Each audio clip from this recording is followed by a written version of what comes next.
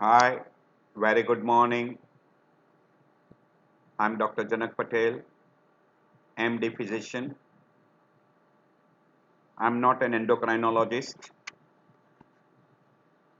Whatever I've gathered this different material from internet as well as slideshare.com, etc. I'm presenting in front of you. Today we'll be talking on what we call as androgens. Androgens are the hormones which are secreted by adrenal cortex as well as hormones secreted by testes.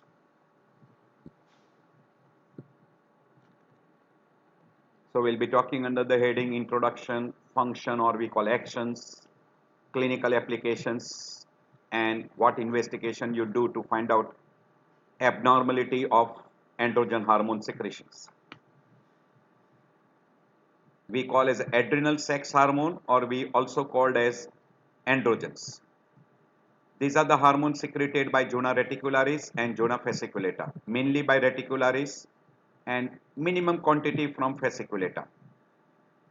These hormones are mainly male sex hormones. We call that as androgens. And very small quantity of estrogen and progesterone are secreted from adrenal cortex. But the main production of estrogen and progesterone is from ovary. Androgen will be secreted by adrenal cortex. And those androgens are dehydroepiandrosterone, short form we call it as DHEA, androstenedione, and testosterone. These are the three main hormones. Dehydroepiandrosterone is the most active adrenal androgen because testosterone will be broken down into dehydroepiandrosterone. The androgen is in general having what we call as a masculinization features in the body. It will give rise to those particular features in a male person. But suppose if androgen secretions are more in female, it will give rise to what we call as a virilization and hirsutism. Naturally occurring androgens are testosterone, dehydroepiandrosterone, and androstenedione. This testosterone is secreted by Leydig cell of testis. Major quantity is mainly produced by Leydig cells, while DHEA or dehydroepiandrosterone is produced by adrenal cortex, mainly reticularis, zona reticularis. Testis also produces a very small quantity of estradiol, inhibin, and activin. These are the additional hormone which are being produced, and they've got a minimal functions as far as male is concerned. So male sex hormone, testosterone, androsterone, and dehydroepiandrosterone. Androsterone is the first to be isolated, and the main commercial source of androgen is from urine of male, female, and from testicular extract. So main production is by testis, but it is also produced by adrenal cortex, and testosterone is the most potent among all those.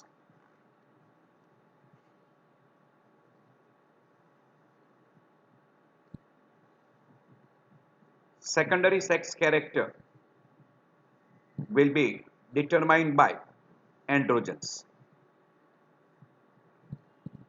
Testis will produce testosterone, dehydroepiandrosterone, and from cortex we will get dehydroepiandrosterone, androsterone.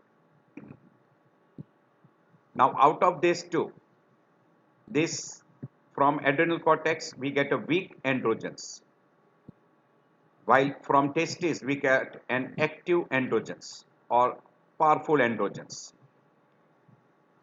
In female, in female, ovary and adrenal gland will produce a little quantity of androgens, and that is mainly androsterone, which is the metabolites of testosterone.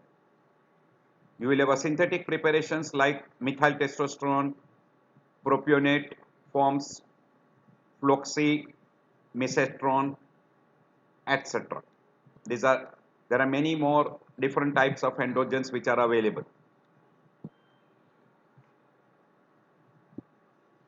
for normal maturation of male, sperm production, synthesis of muscle, or we call anabolic effect on muscle proteins and hemoglobin, and decreased bone resorption, you require androgens. Hence, androgen, which are mainly secreted by testes, they will help in maturation of more male person, sperm production, what we call as a masculinization or increase in the muscle mass, hemoglobin, and decreased bone resorption. So male reproductive organs will be stimulated and they will start functioning because of LH, and then later on they'll start producing a hormone which will help in spermatogenesis, and also that hormone will help in transmission of spermatozoa into female.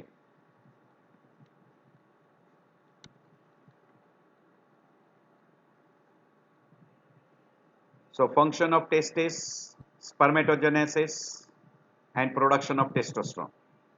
Also it produces dehydroepiandrosterone, dehydrotestosterone also, and dehydroepistenone.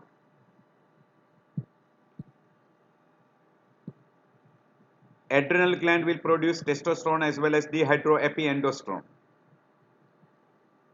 while ovary will produce ovulation, estrogen, progesterone, and adrenal cortex will produce estradiol, estriol. Male gonads has got a function of principal sex hormone production, that is testosterone, which will be synthesized by Leydig cells,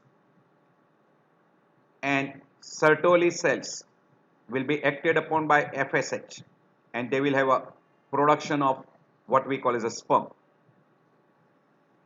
So that will be the action of two hormones, LH and FSH, on testis. So Leydig cell will give rise to production of testosterone, while what we call as Sertoli cells will give rise to production of sperms.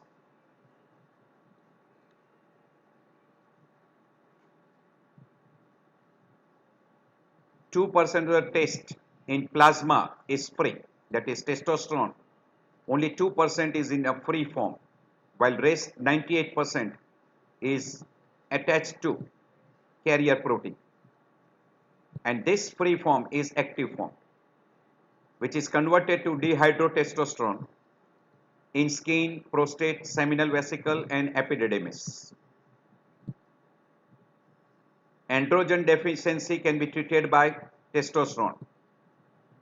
At puberty, secondary sex characters in a male will be because of testosterone, and in adult, large doses of this testosterone, gonadotropic release and atrophy of the interstitial tissue and tubules of testes will take place if there is a large secretion of testosterone.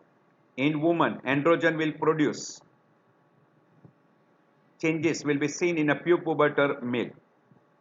In woman, androgen will give rise to the changes seen as in a prepubertal male person. So we call virulinization will take place if there is an excess of production in a woman.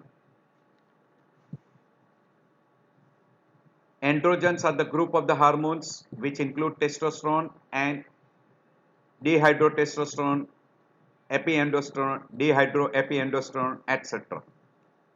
These are also called as a male hormone because they will have higher level in male as compared to woman. So zona reticularis will secrete androgens, and which are called male hormone mainly, and you will have got a very small secretion of estradiol and estriol. Those are called female hormones. This is what we call as androgen hormones, which will have an effect on what we call as a secondary sex characters. secondary sex characters. So cholesterol will be converted into pregnenolone, which will be converted into progesterone, which by 21 dehydroxylase enzyme will be converted to mineralocorticoid. By 17 dehydroxy enzymes, it will be converted into 17 hydroxyprogesterone, which by 21 dehydroxy will be converted into glucocorticoids, or we call cortisol.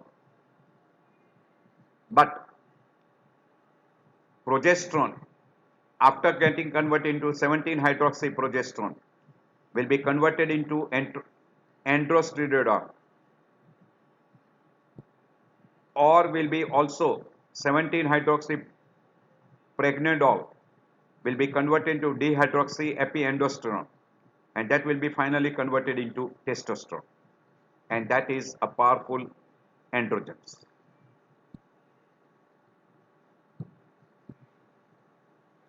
So indirectly, hypothalamus will have action on anterior pituitary secreting ACTH. ACTH will have action on the adrenal cortex and will give rise to production of mineralocorticoid, glucocorticoid and androgens. So ACTH production will have effect on all the three hormones. So indirectly, any condition which increases the ACTH production, we call ACTH dependent disorders, where ACTH production is increased either because of hypothalamic disorders or pituitary disorders. And they will increase the production of adrenocortical hormones like mineralocorticoid, glucocorticoid or androgens. Classical example of that is congenital adrenal hyperplasia, where you got a defect of this 21 enzyme, and you will have an ACTH production which will continue, and you will have an excess conversion of this cholesterol into progesterone, and progesterone will be converted finally into testosterone, or we call androgens. But this ACTH and CRH will be inhibited by glucocorticoid, which can directly inhibit CRH production at the level of hypothalamus. ACTH can also inhibit CRH production at the level of hypothalamus. So this will be two negative feedback mechanism. And this is in short what has been explained. Cholesterol will be converted into progesterone, which will be converted into mineralocorticoid, cortisol, and finally into what we call as a testosterone, which will be further converted into estradiol or estriol. And this testosterone can be converted by 5-alpha reductase enzyme into dehydroepiandrosterone. And this dehydroepiandrosterone is also manufactured from pregnenolone. So these are the androgenic hormone which are being produced: DHEA, testosterone and estriol. These are the three hormones which are being produced. This is a female hormone, these two are the male hormones. So gonadotropic hormones we call as a GnRH, RH, or gonadotropic releasing hormone from hypothalamus will stimulate beta cells of anterior pituitary and release FSH, LH. This LH will have effect on testis, and in testis it will stimulate what we call as the Leydig cells, and in Leydig cell it will give rise to manufacture of testosterone and release of testosterone, which will be converted by 5-alpha reductase into dehydroepiandrosterone, and that will act on the receptors, androgen receptors, and give rise to the action. So that will be the action of LH, while FSH will act on a Sertoli cells of testis and will give rise to production of sperms, spermatogenesis. So GnRH, RH concentration changes with what we call as a circadian rhythm as well as along with the age. At puberty, the level start rising. Level will rise and it will stimulate what we call as a sex organ development. So it will increase the size of the testis, etc. There are few other hormones which has got the effect on gonads. GnRH will release, this is called gonadotropic releasing hormone. There is something called as LH, interstitial cell stimulating hormone. So LH will stimulate interstitial cells, and that is going to stimulate what we call as the Leydig cells, which will manufacture testosterone. There is one something called as FSH inhibin. Now this inhibin hormone will inhibit FSH, and activin, there is inhibin, very simple to remember, inhi, so it inhibits. Inhibin will inhibit FSH. Activin will stimulate FSH synthesis. FSH in male will give rise to spermatogenesis by Sertoli cells, and LH will give rise to manufacture of testosterone by Leydig cell, and very small quantity of estrogen groups of hormone will be produced. But dehydroepiandrosterone and testosterone will be manufactured by Leydig cells. Sertoli cells will produce gonadal peptides 2, inhibin and activin. This inhibin will inhibit FSH and activin will stimulate FSH. And FSH will stimulate maturation of seminiferous tubules, and which will give rise to spermatogenesis. So do remember 3 hormones, one inhibin, activin, and what we call as androgens. Inhibin inhibits FSH, activin stimulates FSH, and androgens will stimulate what we call as development of testes as well as masculinization features, while FSH will give rise to spermatogenesis by Sertoli cells. So there is a absolutely separate function of FSH. LH will stimulate Leydig cell to manufacture androgens, but testes will have an effect on a distant organs like muscles, etc., where it will give rise to protein anabolism, increase the muscle mass. We call masculinization. We'll be dealing in detail. So these are the 2 hormones which will be having an action on testis. It will give rise to sperm, we call spermatogenesis, which will be action by FSH, and that will be on a Sertoli cells, and on a Leydig cells. LH will be acting, will give rise to formation of testis, and testis will also, that is testosterone, and this testosterone will also have an effect and will stimulate the production of a sperm.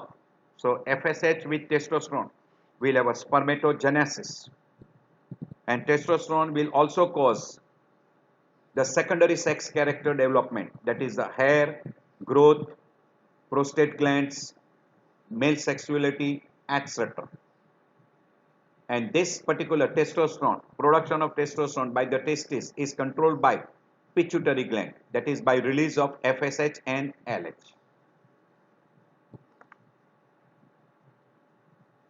This is what we call as a control of LH. Now how LH is controlled?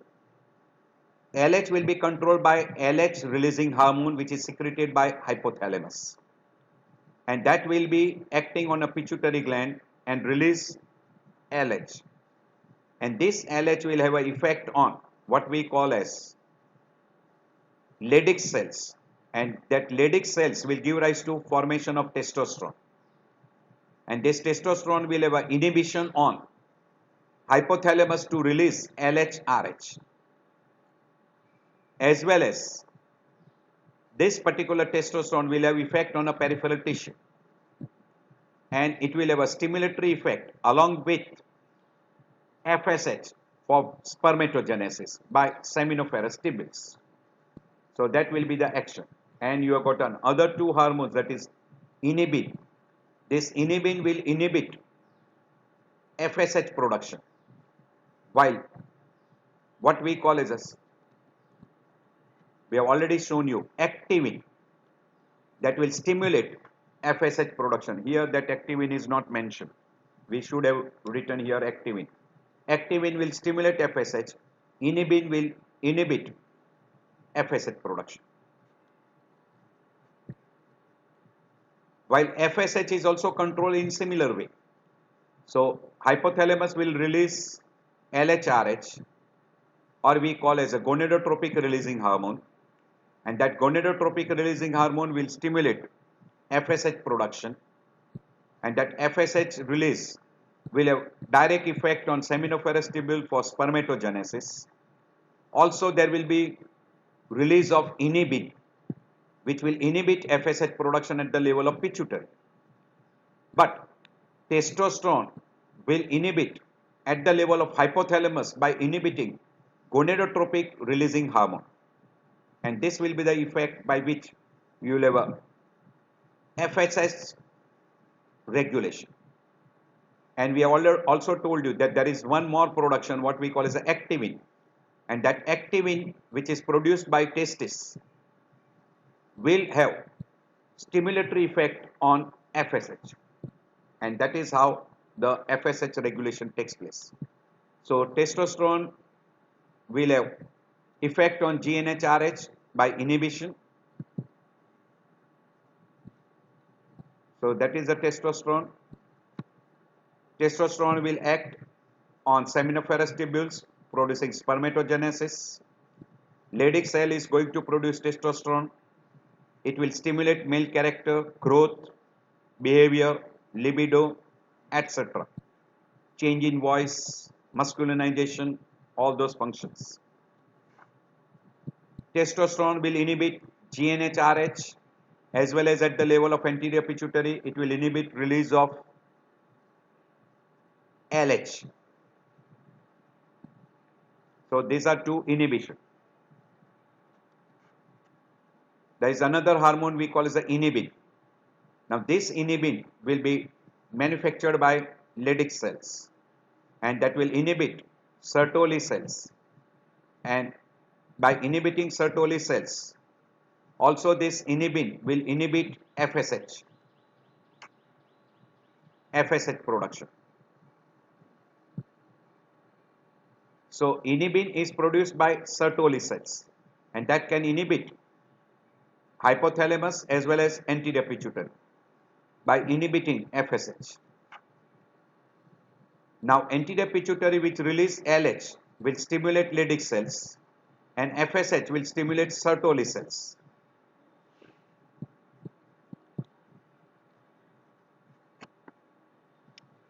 So in general, this is showing you all those things.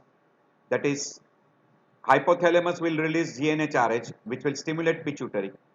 Pituitary will release two, LH, FSH. FSH will have action on seminiferous tubule producing spermatogenesis. LH will act on a Leydig cells to produce testosterone. Testosterone will have effect on what we call as Sertoli cells having spermatogenesis, as well as it will have inhibition at the level of pituitary and also at the level of hypothalamus.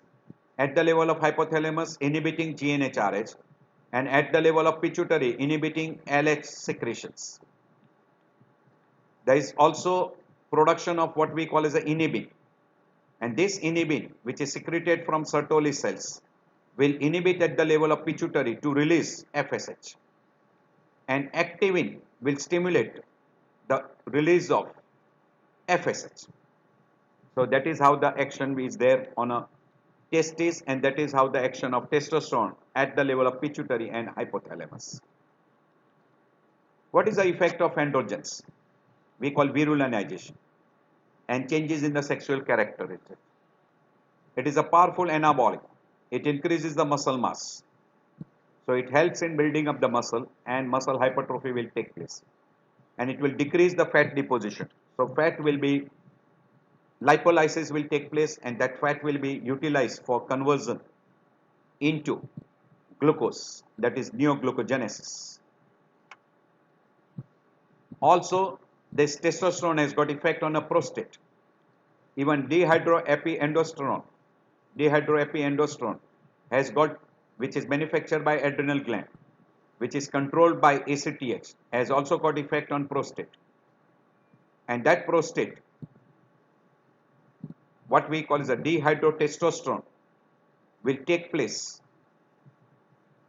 or take part in skeletal muscle, fertility, secondary sex character, and also behavior.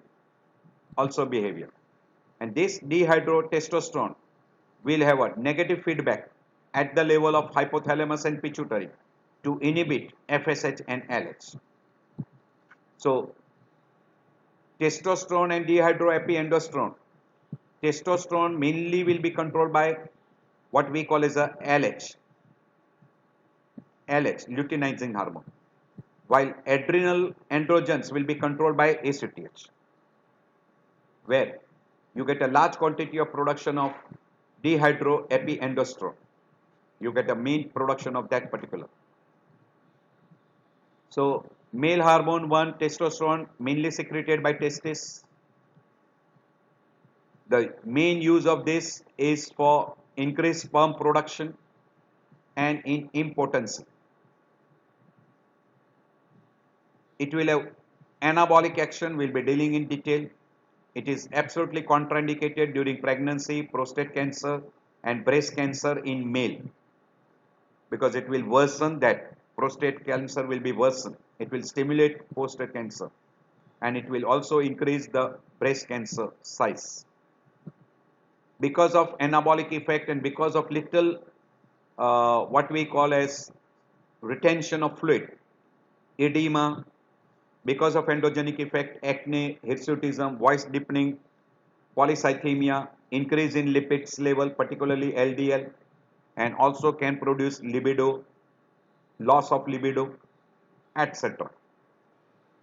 While anabolic action, it will give rise to increased muscle mass,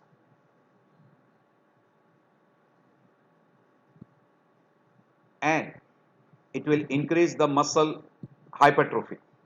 It will increase the muscle hypertrophy. It will also increase the hemoglobin synthesis. So lack will produce osteoporosis, anemia, decrease in muscle mass, etc. And it can increase the breast cancer chances, particularly in male. How does it act? It combines with androgen receptor. After combining with androgen receptor, it will enter and testosterone and dehydroepiandrosterone will combine with androgen receptors. And after combining with androgen receptors, it will give rise to what we call as a DNA binding, and then it will give rise to the action. And testosterone will be converted to estrogen by cyclic enzyme, and deficiency of this will increase the level of testosterone, and that will give rise to what we call as a lack of estrogen. And because of lack of estrogen in a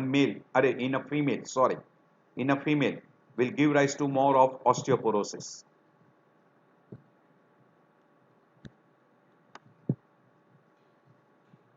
What is the physiological role of androgens? Main role is masculinization. So it takes part in primary and secondary sexual character development. It also stimulates the spermatogenesis. It also increases erythropoiesis, by which it will increase the production of RBC, and excess can produce polycythemia. It gives rise to the growth of muscles and also of bones. So it will increase the height as well as the muscular mass.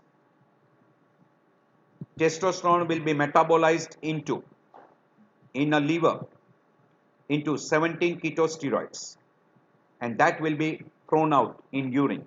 So you will have a metabolic products of testosterone in urine, that is endosterone. So liver will metabolize into different metabolic products from testosterone, and there are basically two varieties, neutral variety and acidic variety. And this particular metabolic products of testosterone will be found in increased quantity whenever there is an adrenal cortical functions are disturbed, and it will have an increased interstitial cell functions. Slight increase in this will be found during also, because this is a stress hormone. So during stress, like acute illness, starvation, anorexia, hypoxia, physical and mental stress, exposure to cold, post-operative state. In all this condition, there is increased production of glucocorticoid as well as little amount of androgens production is also increased. And because androgen production is increased, it will be metabolized by liver. And after metabolism, you will have an increased production of 17 ketosteroids, which will be found in urine. So you will have a little extra quantity of that in a urine. While in a person with a chronic illness, anemia, malnutrition, malignancy, or because of decreased amount of gonadotropic hormones or adrenocorticotropic hormones, or in a chronic liver disease, because now there will be no longer metabolism, so we will have a decreased production of a 17 ketosteroid because liver now cannot metabolize those androgens into 17 ketosteroids. So level of those in urine will reduce. These are the actions of testosterone. We call primary sex character, secondary sex character, etc. and masculinization.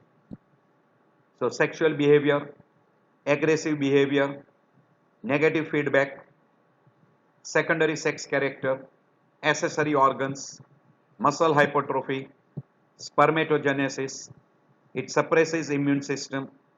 It interferes with the parental care, increased injury, interfere with the paired bone, increased mortality, decreased fat stores, oncogenic effect, and high energetic cost. These are bad effects. These are bad effects. And these are good effects. So you should try to remember testosterone will have all these good effects. Muscular hypertrophy, spermatogenesis, secondary sex character development, sexual behavior, aggressive behavior, etc. Well, these are some of the bad effects. Basically, we can divide into three groups. Dehydroepiandrosterone, which is from testosterone by 5-alpha reductase, which will be acting on androgen receptors and will be giving rise to development of the external genitals, hair follicles, while testosterone itself will directly act on internal genitals like testes and will give rise to what we call as spermatogenesis. It will also act on skeletal muscles and increase muscle mass, increases erythropoiesis. This will be the direct action of testosterone, while dehydroepiandrosterone will give rise to secondary sex character development. This is secondary sex character development, while estradiol will have effect on a bone.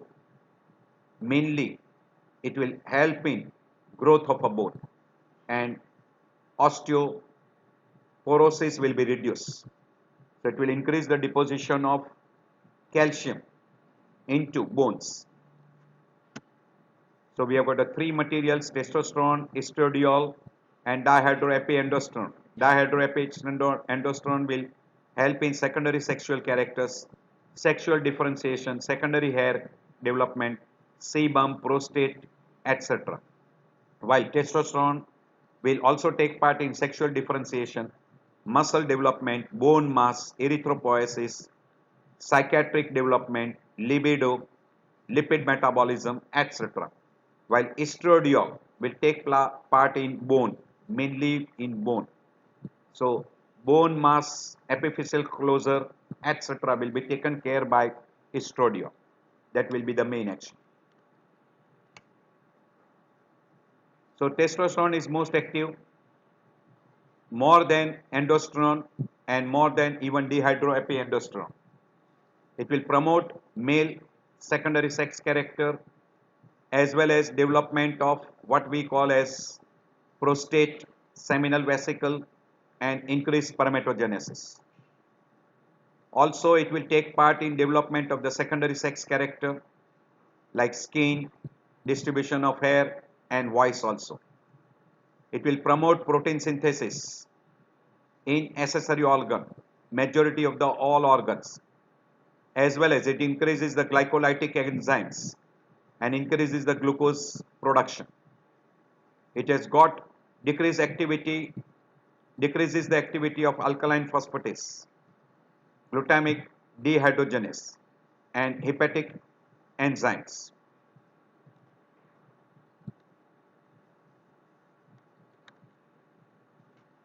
It increases the synthesis of free fatty acids. It increases the production of the fructose by seminal vesicles. It increases the synthesis of citrates. And there is an increased respiration by which the oxygen consumption is increased, carbon dioxide production is also increased. And in a seminal vesicle, particularly, it will have effect on sodium, potassium, chloride, sulfate, phosphates, etc. And it helps in production of spermatogenesis and maintaining the external environment. In a fetal life, sex differentiation of fetus and development of the accessory sex organs and descent of the testes will be done by testosterone. In adult life, two important functions: main effect on the sex organ, that is testes, and secondary sexual character, muscular growth, bone growth, pelvic bones and shoulder bones, effect on skin, hair distribution, voice, basal metabolic rate, effect on electrolyte and water balance, and also erythropoiesis. So it will have an effect on mind, body, and sexual functions. All these are done in an adult. This is biological effect we already mentioned of androgens, and this is the effect of testis. We have already mentioned all those things. That is, during puberty, testosterone will promotes primary sexual characters, that is enlargement of the penis, scrotum, and testis. Secondary sexual characters like axillary hair, pubic hair, voice, thickening of skin, loss of subcutaneous fat, etc. And in adult, now person will start developing baldness. It is a typical baldness of male, benign prostatic hypertrophy, and also it can accelerate prostatic cancer.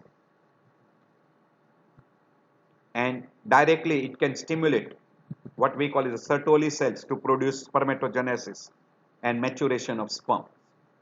This is biological effects. This already we have shown you. It also stimulates bony growth, muscle growth. Also what we call as it accelerates erythropoiesis, and there is a positive nitrogen balance. Also in water balance also. There is a little amount of water retention.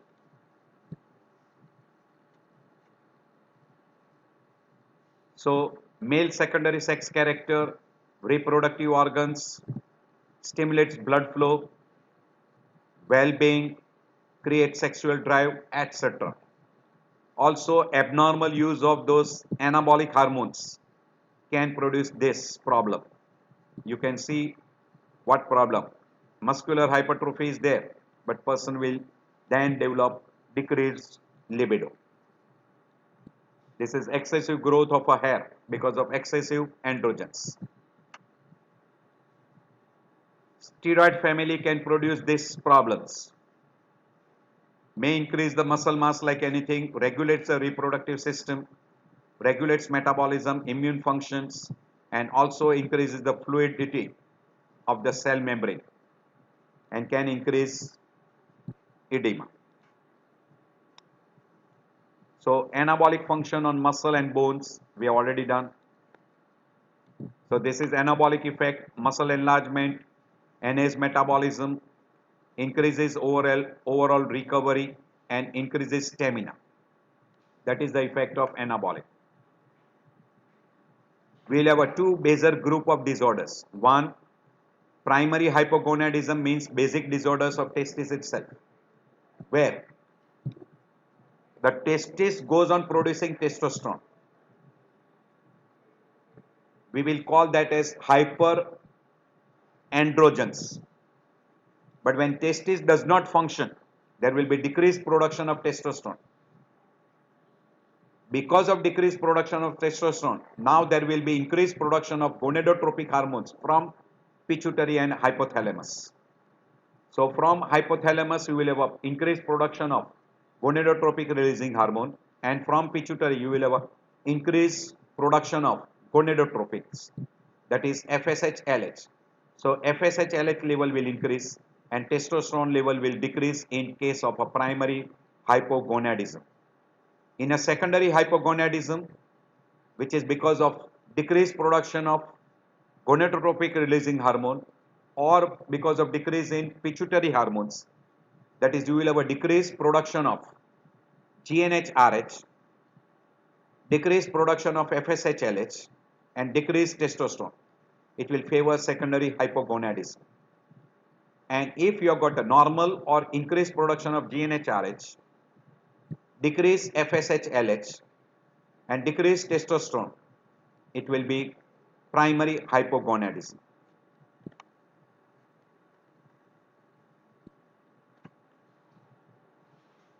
Hypersecretion basically from testes are not common, but secondary to increased production of FSH-LH, you can have hypersecretion of testosterone. But hyposecretions are more common than hypersecretions. That's why we use the word primary and secondary.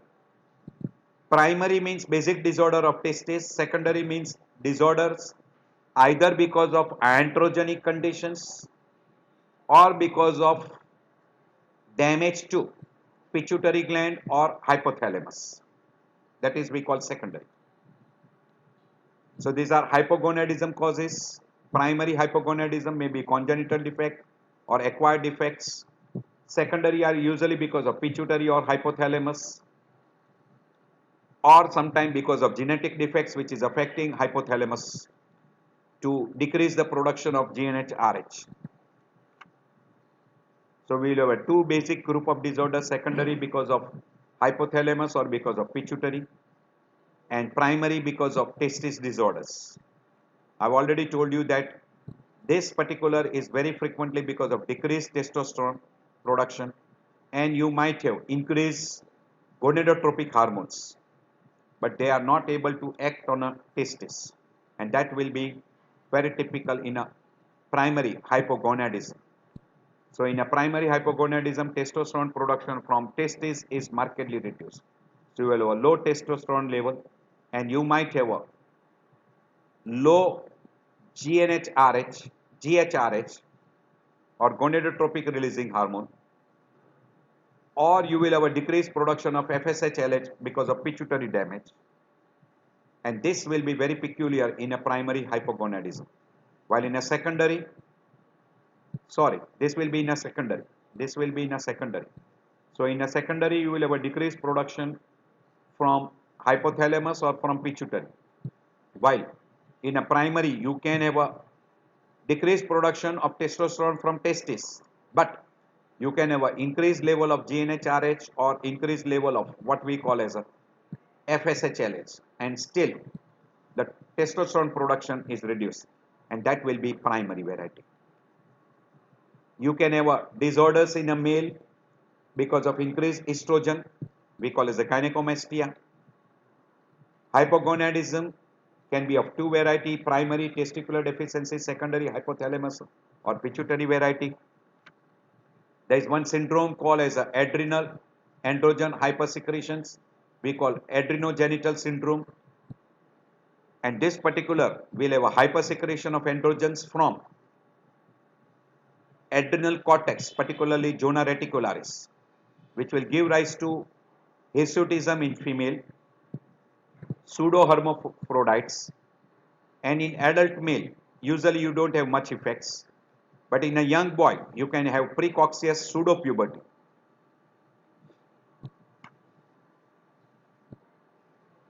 And there are a lot of other conditions which will be dealing. There is a condition called as a hyperpigmentation, primary disorders of adrenal gland. You can have a abnormal skin pigmentations and deficiency of POMAC derived peptides, These are the different disorders. We will be dealing in detail. This is because of a androgen deficiency which can occur in female as well as male. Whenever you suspect hyper or hyposecretions, you should suspect clinically by examining a person, taking a good history, examining the external genital as well as internal genitals, examining the secondary sex characters, do a screening part, and then go for investigations. In investigation, particularly in a male, history, physical examination, and then you go for a hormone level in blood and urine, mainly for testosterone levels, gonadotropic levels, and gonadotropic releasing hormone levels in blood. And you can go for examining the testosterone and metabolic product levels in urine. Also, to rule out adrenocortical disorders, you can go for ACTH studies. Abdominal ultrasound will be useful to find out adrenal cortical disorders. CT, MRI, PET MRI will be useful to find out the secondary metastasis and disorders of adrenal cortex because of secondary metastasis or destruction of adrenal gland, where you will have a decreased androgen secretions. You can go for ACTH stimulation test to find out adrenal cortical function, or you can go for inhibition test also. You can go for calcium studies, GTT, potassium level, etc., which are additional effects because of adrenocortical hormones.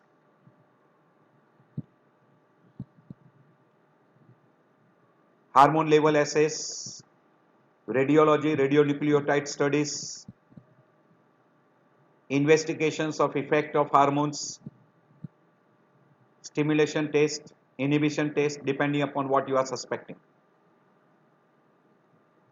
In a hyposecretion, mainly replacement of the hormones. We call as hormone replacement therapy. If testosterone is lacking, you can give testosterone. If estrogen is less, estrogen. So depending upon which hormone is deficient, you can give that particular hormone. In hypersecretion, you can give the drug which are antagonist drugs. And in case of malignancy, radiation, surgery. Depending upon the symptoms, you can add the treatment depending upon the symptom because of hypersecretion or hyposecretions. And if there is any other measures, you can go for that measures. These are all the different therapeutic use of androgen preparations, mainly testosterone. So testosterone is very commonly utilized either in the form of injections or transdermal patch, implants, capsules, etc. And the main use of that is for androgen replacement by testosterone intramuscular or subcutaneous injections. Then you can have a transdermal patch, oral tablets, sublingual tablets, etc. In female, it can be utilized for breast cancer to decrease the progress of breast cancer because it has got opposite effect of estrogens. By and large, the main clinical use in a male, it is for hypogonadism as a replacement therapy because there is decreased production of androgens. And in a person with impotency, decreased libido, aging, infertility, it can be utilized as hormone replacement therapy in a male. In anemia also, which is aplastic variety, mainly because of a bone marrow failure, or in case of leukemia, lymphomas, infiltration, along with erythropoietin, you can use androgens to increase the production of RBC. It can be used as a protein anabolic steroids, but by and large the misuse is being done for development of the muscle mass by an athletes. In osteoporosis also, along with estrogen, or by and large now estrogen is replaced by biphosphonates, but it can be used along with estrogens. In angioneurotic edema, danazol is used. In endometriosis and fibrocystic disease of breast, danazol is used.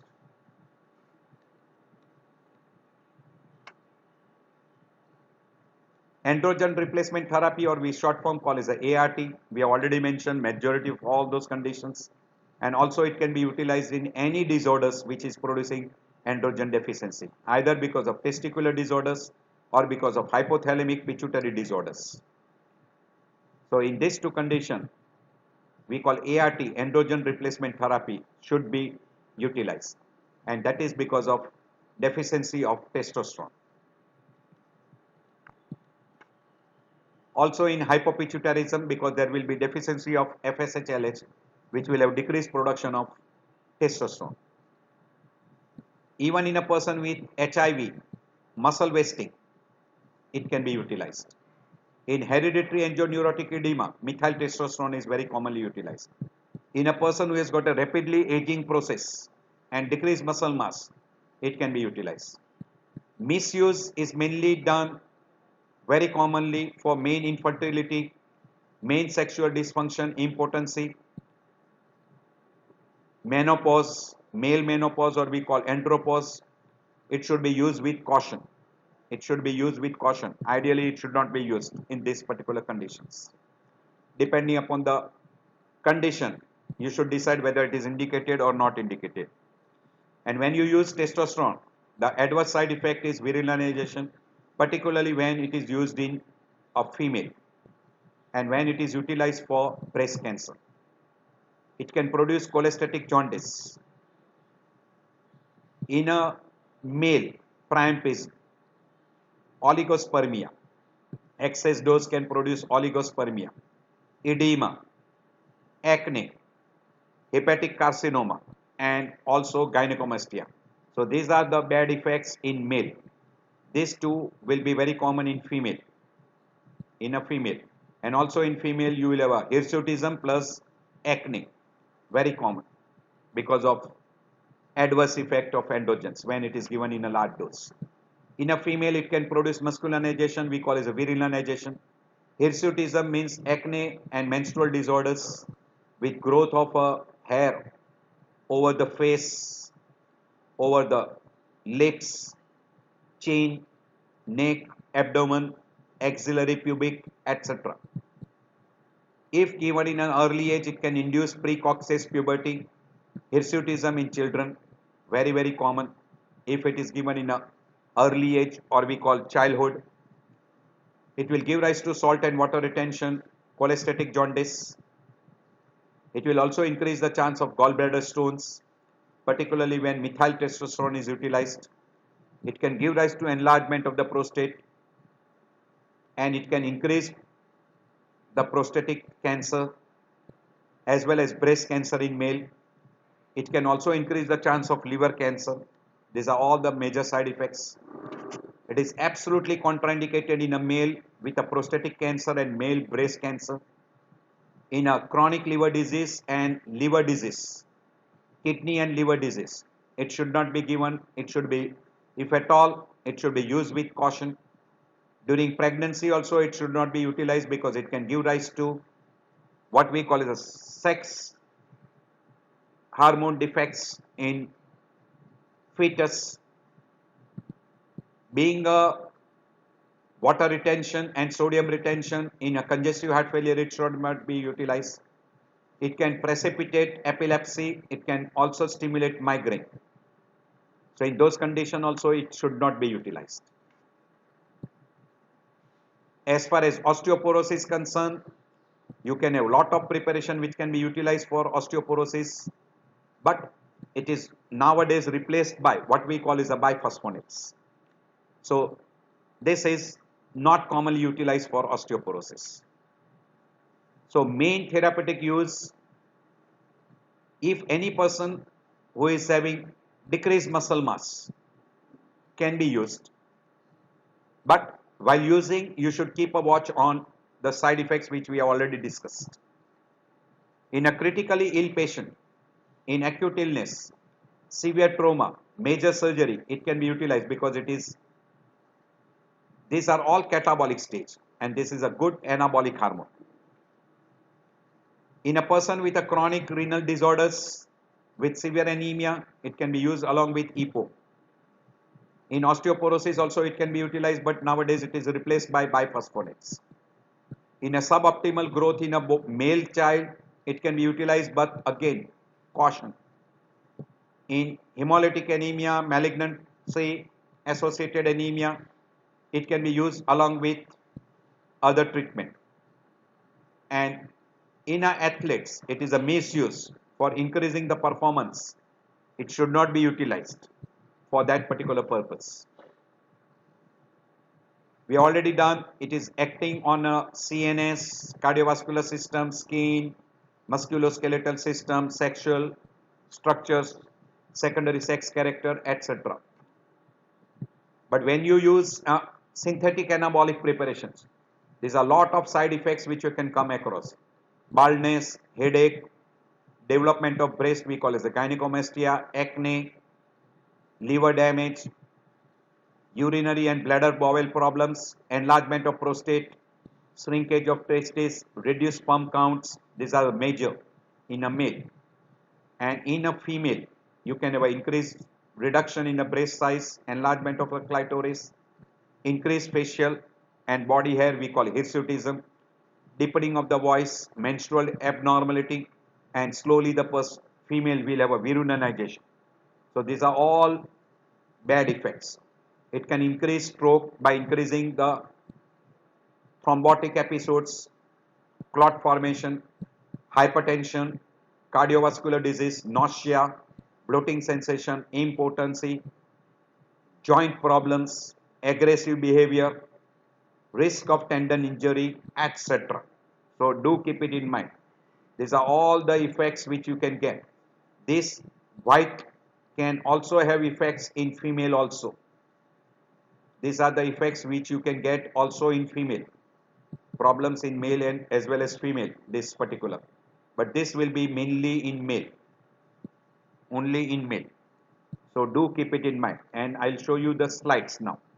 These are increased acne. These are all the bad effects. You can go through your at leisure time. This is the effect on skin and hairs, muscle joints, liver, heart, brain, GI tract, infections, psychological problems, etc. This is, you can see, gynecomastia. And this is what happens in a female. This will be the effect on female. You can see the female. So this is a misuse of those anabolic steroids for development of muscle, particularly very commonly done by athletes. Very commonly done by athletes. Also, there is a danger when it is used in teenagers. Steroid can cause your bone to stop growing. Very dangerous effect. Height will not increase. You will not reach your full height potential. And it can produce stunted growth, and also it can have a bad effect on a secondary sex character as well as primary sex organs. This is those bad effects. You can see these are all bad effects what you can come across because of misuse of those drugs. These are all bad effects. So there are some anti-androgen preparations. Estrogen and progesterone is powerful anti-androgens. Plus you can have agonist drugs, antagonist drugs, etc. And some of the drugs which can inhibit by competing with certain enzymes like 5-alpha reductase enzymes, inhibitors. So these are what we call as anti-androgens. So these are the drugs which can be utilized if there is increased production of testosterone. You want to decrease the level of testosterone action, you can utilize these particular drugs. Anti-androgens mainly utilized for CA prostate, BPH. These are the two main common action. Also it can be utilized to reduce acne and hirsutism. Also in case of a precocious puberty. But main use for anti-androgens is for CA prostate and BPH. And in a female, you can use for acne and hirsutism treatment, and in a male, precocious puberty, you can utilize those particular. So anti-androgen side effects will be because it is acting against testosterone. So libido, impotency, decreased spermatogenesis, and decreased ejaculation. And person can have infertility. So, contraindication for anti-androgens preparations, pregnant women, infants, young children, male patient with CA prostate and CA breast, and person with a cardiac disease which has got edema or renal disease. It should not be utilized. It is absolutely contraindicated. So I end my lecture here. I hope this lecture is useful to you.